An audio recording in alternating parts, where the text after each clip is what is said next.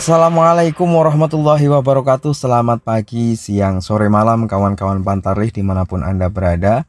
Semoga kawan-kawan sekalian senantiasa diberikan kesehatan dan keberkahan. Amin amin ya robbal alamin.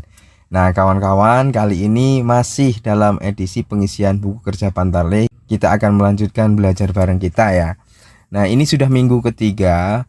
Sebagian besar kawan-kawan Pantarlih sudah banyak yang telah menyelesaikan proses coklit di lapangan. Maka tugas selanjutnya bagi teman-teman yang telah menyelesaikan coklit adalah mengisi laporan hasil coklit. Namun jangan lupa, karena ada aktivitas coklit di minggu ketiga, teman-teman tetap memiliki kewajiban untuk mengisi laporan harian kegiatan coklit di minggu ketiga. Nah, pengisiannya sama dengan minggu kedua, yaitu dengan tidak mengakumulasikan daftar pemilih yang diterima itu dari minggu pertama, minggu kedua, minggu ketiga. Jadi tetap berdiri sendiri. Nah, ketika sudah dilakukan pengisian terhadap laporan harian kegiatan coklit, maka selanjutnya sebagai final result ataupun hasil akhir dari kegiatan coklit itu, teman-teman akan harus mengisikan ke dalam form model A laporan hasil coklit.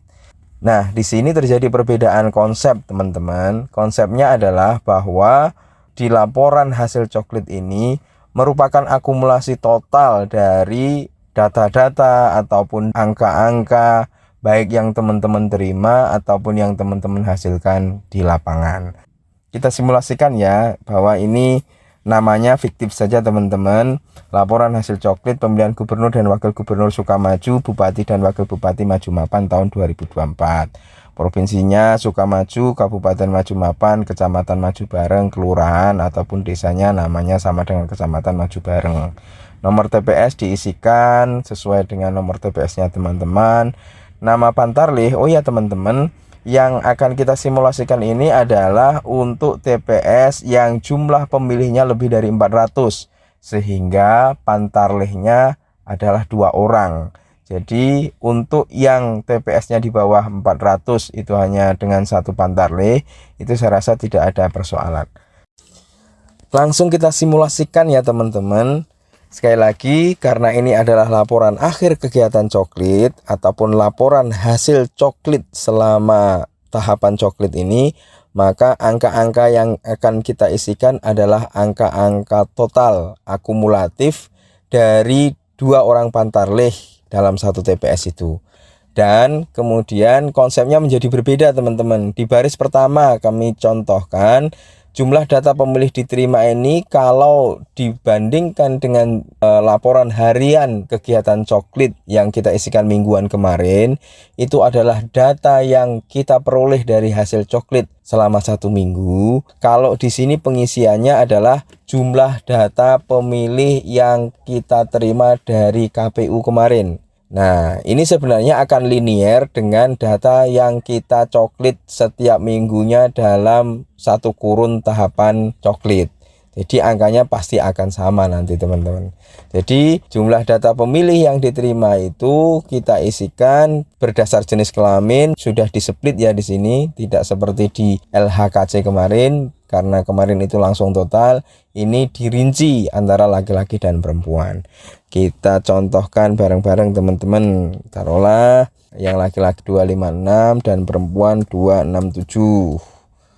Nah, maka akan total 523. Selanjutnya jumlah pemilih baru atau daftar potensial pemilih dari yang dihasilkan 2 orang Pantarlih, mungkin laki-laki sebanyak 12, perempuan 9, maka akan ketemu angka 21. Nah, pemilih tidak memenuhi syarat ini kita dapatkan dari mana? Ya dari kategori TMS itu, mulai dari kode 1 sampai kode 8. Kita contohkan, jadi mungkin pemilih meninggal ada 14, terus kemudian pemilih perempuannya yang meninggal ada 5, pemilih ganda laki-laki tidak ada, perempuan 1. Ini hanya contoh saja teman-teman ya. Terus kemudian di bawah umur tidak ada, terus kemudian pindah domisili kebetulan ada, laki-laki mungkin ada, kita isikan 4, perempuan kita isikan berapa 7, terus kemudian WNA tidak ada. Terus kemudian yang berstatus TNI mungkin ada 2 orang, terus menjadi Polri mungkin ada 1 laki-laki 1 perempuan, TPS yang tidak sesuai dengan kode 8 itu adalah 4 dan perempuannya mungkin 8, maka akan ketemu angka ini teman-teman, penjumlahnya di sini. Nah, di atas ini nih ya, di baris ketiga pemilih yang tidak sesuai ini, laki-laki ini adalah penjumlahan dari kolom ini, terus kemudian yang perempuan juga merupakan penjumlahan dari TMS 1 sampai 8 di sini, dan ketemulah angka ini. Nah, di baris keempat ataupun di sub yang keempat ini ada jumlah pemilih hasil coklit. Jumlah pemilih hasil coklit itu adalah penjumlahan dari jumlah data pemilih diterima ditambah pula dengan jumlah pemilih baru atau daftar potensial pemilih, kemudian dikurang dengan pemilih yang tidak memenuhi syarat, maka akan ketemu angka demikian teman-teman. Ini adalah angka valid yang kemudian menjadi pedoman dari hasil coklit kita, baik itu yang berdasar daftar pemilih ataupun juga ditambah dengan pemilih baru dan juga setelah dikurang dari pemilih yang TMS. Jadi kuncinya sebenarnya di sini. Angka inilah angka yang menjadi pedoman dari hasil coklit kita.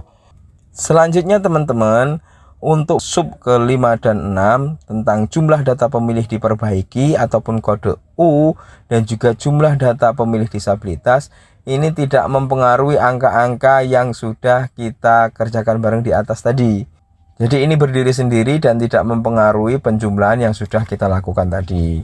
Tapi bahwa ini adalah merekam dari proses coklit kita, apa yang kita hasilkan ini juga harus diisikan.